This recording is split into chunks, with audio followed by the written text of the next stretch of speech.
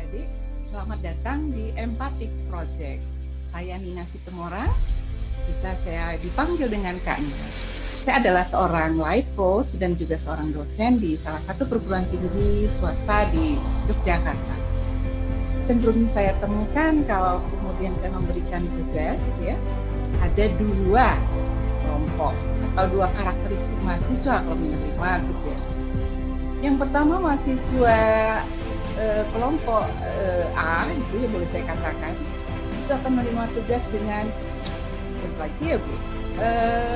Kapan ya Bu dikumpul? Aduh tugas banyak Bu. Siswa kelompok B berbeda sekali dengan yang A. Oke Bu, siap. Nah, nanti kalau ada kendala boleh tanya ya Bu. Ya, dia lebih banyak melakukan pekerjaan dan kalau tidak jelas atau kurang hal-hal yang kurang dipahami, dia tentu akan bertanya. Nah, adik-adik bisa nggak membedakan dua kategori tersebut? Oke, nah di sini kita akan membahas apa yang membuat mahasiswa itu memiliki kategori A dan ada juga yang mahasiswa yang memiliki kategori B. Jadi, apa yang kita bahas ini terinspirasi dari bukunya Carol Dweck, seorang psikolog dari Stanford, yang dia menulis buku tentang The New Psychology of Success, yaitu mindset. Jadi menurut si Stanford ini ada dua jenis mindset yang memberikan kategori yang berbeda. Pertama dinamakan fixed mindset dan yang kedua adalah growth mindset. Fixed mindset itu adalah orang yang memandang karakter, kecerdasan, kemampuan, kreativitas itu adalah suatu yang given atau pemberian yang tidak dapat diubah gitu ya. Nah, mereka seolah-olah membuat mindset mereka cenderung tampak pintar. Kalau growth mindset ini itu kebalikan dari fixed mindset. Jadi orang-orang yang growth mindset itu melihat semuanya itu adalah sesuatu tantangan. Kegagalan adalah hanya bukti bahwa mereka dapat bisa lebih pintar dan lebih bisa bertumbuh gitu ya. Jadi pertumbuhan selalu. Jadi tidak ada yang bersifat pintar, cerdas itu tidak bersifat pemberian gitu. Nah, coba adik-adik lihat di sekelilingnya, baik itu teman-teman, mungkin dulu pernah waktu di SD, SMP, SMA, apakah orang-orang yang memiliki bakat itu pasti dengan sendirinya sukses? Nah, coba dilihat di sekelilingnya. Kalau kita perhatikan, jadi bakat itu tidak selalu membuat seseorang menjadi sukses, ya. Jadi bakat itu perlu untuk kemudian diolah dan kemudian dikembangkan. Ya. Nah, jadi jika ada dua pilihan, kalau kalian ini menjadi seorang yang berani menerima tantangan baru atau seorang yang merasa puas dengan kemampuan yang sudah dimiliki, tapi tidak ingin mencoba, nah kalian akan memilih yang mana tadi? Mau yang fix atau growth mindset? Oke, saya mendengar nih semua mengatakan ingin menjadi seorang yang berpikir bertumbuh, ya, growth mindset. Kenapa sih penting growth mindset itu dalam kehidupan kita sehari-hari, khususnya buat kita yang ingin meraih kesuksesan, ya, kesuksesan sesuai dengan definisi masing-masing. Jadi kalau kita ingin meraih kesuksesan, growth mindset itu adalah salah satu hal yang paling penting. Orang-orang dengan growth mindset itu punya banyak kesempatan, ya, karena dia punya personality tadi, ya, mengembangkan diri, tidak merasa puas dengan apa yang dimiliki. Jadi kalau ada sesuatu hal atau pekerjaan, aktivitas, itu menjadi satu hal yang menjadi tantangan, bukan sesuatu yang membuat dia kemudian mengkerut gitu ya, tidak ingin mengerjakan, ingin belajar. Nah, kuncinya tadi ini, long life learning tadi. Jadi personality-nya itu terbuka, kemudian menerima kritik, ya, jadi menerima feedback itu dianggap itu sesuatu yang bisa untuk mengembangkan dirinya, tidak dianggap itu suatu hal yang menghinakan maksudnya buat dirinya. Kemudian growth mindset itu juga memungkinkan dia dengan sendirinya, dengan personality yang tersebut, dia akan memiliki jejaring yang banyak, ya, teman-teman yang memiliki pertalian yang cukup erat dengan growth mindset itu sendiri gitu. Saya ingin memberikan contoh untuk growth mindset ini. Adik-adik mungkin sangat familiar dengan produk lokal Indonesia kosmetik Wardah. Nah, saya mengikuti, membaca dan sering melakukan webinar dengan pendiri Wardah. Yang menarik, beliau meraih kesuksesan di saat umur beliau sudah tidak lagi usia yang muda gitu ya. Jadi kalau dihitung sekarang usia beliau itu sekitar 70.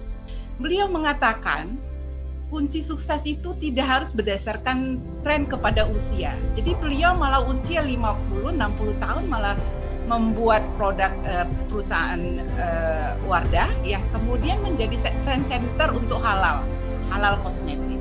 Jadi orang-orang yang memiliki karakter growth mindset ini bisa dicontohkan seperti tadi profil Bu Nur Hayati Subakat tadi. Nah, kemudian kita berlanjut, apa sih yang membentuk bisa growth mindset itu pada diri seseorang, ya? Sehingga kita ingin aku ingin memiliki mindset yang berkembang atau growth mindset tadi. Secara umum ada dua, ya. Secara umum faktor yang pertama adalah faktor internal dan eksternal yang kedua. Faktor internal itu antara lain ada 3 ya.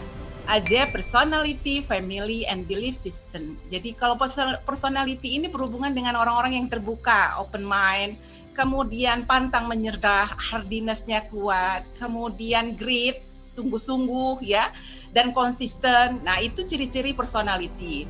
Kemudian yang kedua, family support. Jadi bagaimana dukungan orang tua pada hal-hal yang ingin dicapai dalam kesuksesannya. Jadi untuk mencapai sukses itu memang tidak bisa sendiri. Karena support family adalah orang yang paling dekat dengan sistemnya, sehingga itu sangat berpengaruh untuk bisa memunculkan ya, bisa juga pola asuh dari orang tua untuk kemudian mengeksplor berkembangnya growth mindset itu. Dan belief system. Nah, belief system ini berhubungan dengan pola pikir tadi. Jadi kalau sudah sejak kecil memiliki pola asuh yang mengarah pada arah-arah perkembangan yang growth mindset ini, itu akan memunculkan growth mindset itu dari awal, dari kecil dan kemudian sampai dewasa. Nah, kemudian faktor eksternal yang bisa membuat seseorang itu memunculkan growth mindset-nya bisa berkembang adalah social system ya, atau lingkungan masyarakat. Apa saja? Pendidikan, peer group, teman kelompok ya. Nah, di sini nih adik-adik, peran pentingnya untuk memilih kepada siapa kita bergaul. Teman mana yang kita interaksinya lebih banyak? Apakah yang memang memberikan kesempatan kita untuk bertumbuh, malah teman-teman kita yang baperan ya. Jadi kalau apa-apa dikit langsung nggak mau mengerjakan, kembali kepada habitnya ya, merasa nyaman di guanya dan lain-lain. Apakah growth mindset itu bisa bersifat menetap atau tidak ya? Gitu. Ini pertanyaan yang menarik gitu, karena kita pada dasarnya ingin mendapatkan growth mindset itu menjadi satu personality kita ya. Nah, pada dasarnya sejak lahir orang-orang atau manusia itu memiliki growth mindset. Jadi bukan sekedar satu pengetahuan dan kita kemudian mendapatkan growth mindset saja. Nah, ini proses yang terus berkembang, diasah dan diterapkan dalam kehidupan sehari-hari gitu. Jadi growth mindset itu tidak bersifat take it for granted, jadi kita terima dan kemudian akan longitudinal terus permanen, tidak. Jadi ini akan bisa bertumbuh sesuai dengan usaha effort kita untuk menggunakan growth mindset itu sendiri. Contohnya kalau kita bisa lihat, kalau adik-adik ada tugas di sekolah atau tugas di kantor, ada yang tadi saya sampaikan, ada yang menganggap tugas itu sebagai tantangan diselesaikan dengan baik, tapi ada juga yang menganggap itu sebagai suatu beban, menyusahkan dirinya, mengurangi gerak dia ya, harusnya dia bisa mungkin melakukan hal-hal yang dia sukai gitu. Nah, sekarang tinggal adik-adik pilih, mau jadi pribadi yang memiliki growth mindset yang berkembang atau yang fix ya, yang bersifat menetap. Jadi kalau sudah merasa saat ini melihat dan kemudian ada kecenderungan memiliki growth mindset, oke, selamat ya, dan teruslah berkembang dan berproses untuk memiliki pola pikir yang growth. Aku juga mau nih menjadi pribadi yang growth mindset ya, tapi gimana caranya? Nah, ini dia best practice untuk kemudian tips sederhana, tapi bisa jadi berbeda sederhananya, yang kita bisa lakukan atau adik-adik lakukan untuk bisa meningkatkan growth mindset itu. Ada 3 secara sederhana yang bisa kita lakukan, teman-teman. Yang pertama adalah berpikir terbuka, open mind, ya. Jadi dalam hal ini open mind itu adalah terbuka setiap kritik, saran, apalagi pada setiap proses pembelajaran kita. Pada dasarnya memang manusia itu tidak suka dikritik, tapi kita kan ingin memiliki growth mindset, sehingga yang ada di persepsi kita setiap kritik yang datang itu bukan mengarah pada personality kita. Jadi itu ya, jadi kita konversikan bahwa kritik, saran yang tentang hal-hal yang kita ingin tingkatkan itu bersifat untuk meningkatkan personality kita, pengembangan diri kita yang ke arah kesuksesan itu sendiri. Yang kedua adalah orientasinya pada proses oriented. Jadi bukan final atau result ya. Jadi kita menghargai pada proses. Pada satu sisi atau pada satu fase tertentu, pada saat refleksi diri kita bisa menerima kekurangan kita. Oh, saya ini kurangnya misalnya tidak tekun atau konsisten untuk mengerjakan satu hal.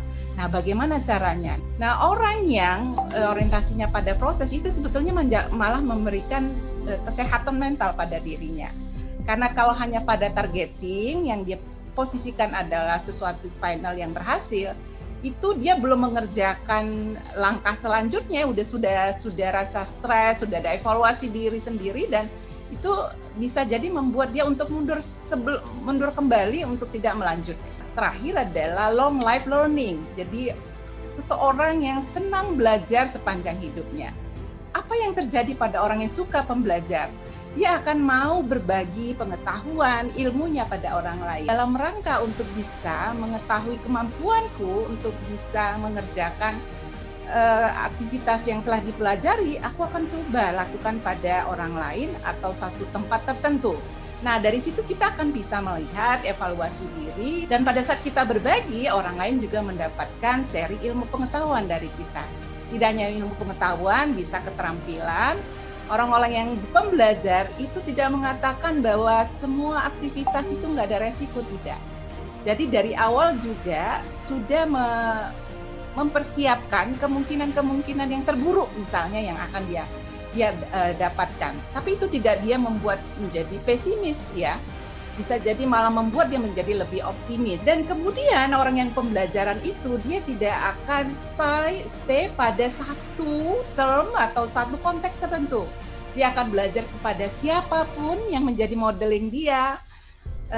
Baik itu dia orang-orang yang misalnya yang berbeda profesinya dengan dia, tapi ada hal yang baik yang bisa dipelajari, atau kemudian dia belajar dimanapun ya, bisa itu di organisasi formal, non formal, LSM, di masyarakat ya, di tempat-tempat yang rasanya kok kayaknya bukan ilmu pengetahuan, tapi pada saat kita berada di masyarakat tersebut, kita menemukan ilmu-ilmu baru yang bisa jadi tidak kita peroleh dalam pendidikan formal. Kita bisa belajar tidak hanya terbentur pada kelas, ya, pada dinding-dinding, tidak. Kita bisa belajar menggunakan media-media yang ada. Jadi ini akan membuat pola pikir kita juga menjadi lebih bertumbuh dan berkembang. Nah, 3 hal tersebut harapannya kalau adik-adik lakukan dengan tekun, konsisten, dan sungguh-sungguh, growth mindset itu akan menjadi salah satu bagian penting dalam diri adik-adik. Terima kasih adik-adik dan semuanya yang telah mengikuti tema ini tentang growth mindset dari Empathic Project. Tugasnya adalah aplikasikan satu bagian kecil sederhana pun, aplikasikan tentang growth mindset ini dalam kehidupan sehari-hari.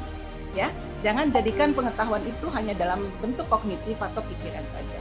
Terima kasih. Assalamualaikum warahmatullahi wabarakatuh.